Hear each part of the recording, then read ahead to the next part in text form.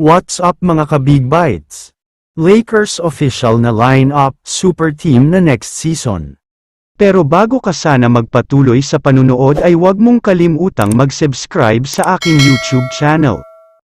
Isa ang Lakers sa itinuturing na dark horse next season, dahil malaki ang available salary cap nila, madami din silang draft picks at trade asset, kaya naniniwala ang lahat na magkakaroon sila ng 2 hanggang 3 superstar.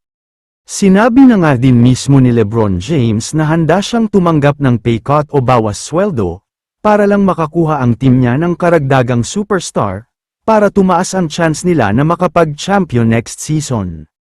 Paalala ko lang, na nasa 80 hanggang 90% ang chance na magre-retire na siya next season, kaya ang gusto ni LeBron ay isang championship bago ang retirement, kaya gagawin daw nila ang lahat para lumakas pa.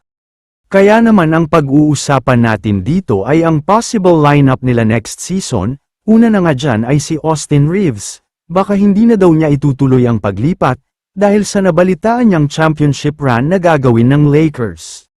Susunod sa listahan ay si Daniel Gafford, para sa kaalaman ng lahat ay papunta na daw talaga siya sa Lakers, dahil nga na-recruit na siya ng dating kakampi niya na si Luka. Long overdue na nga daw ito dahil dati pa dapat nangyari ito.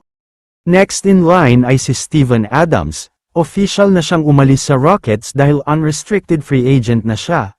Isinama na natin siya sa lineup ng Lakers dahil nga malaya siyang lumipat sa ibang teams, at Lakers daw ang preferred destination niya. Siyempre ay kasama pa din dyan si Luka Doncic, hindi pa niya masyadong naipakita ang laro niya this season kaya parang may kulang pa, pero next season ay siguradong makikita na natin ang halimaw na version niya. Siyempre hindi mawawala dyan ang tinaguriang GOAT or greatest player of all time na si LeBron James. Kahit matanda na ay magaling pa din talaga. Siguradong babuhatin na naman niya ang Lakers sa susunod na season.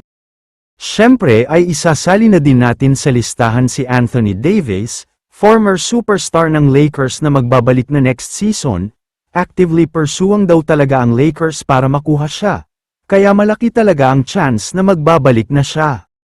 Sa ngayon, yan talaga ang highest chance na magiging lineup ng Lakers next season. Sa tingin ko naman ay mataas nga talaga ang chance na mag-champion sila dahil sobrang malakas at kumpleto talaga sa lahat ng posisyon ang lineup nila. Kaya naman kung kayo ang tatanungin, ano ang masasabi mo sa lineup ng Lakers? I-comment mo naman ang opinion mo tungkol sa tanong na ito. Dito na muna nagtatapos ang video na ito. Maraming salamat sa panunood mga ka-Big Bites. God bless sa inyong lahat.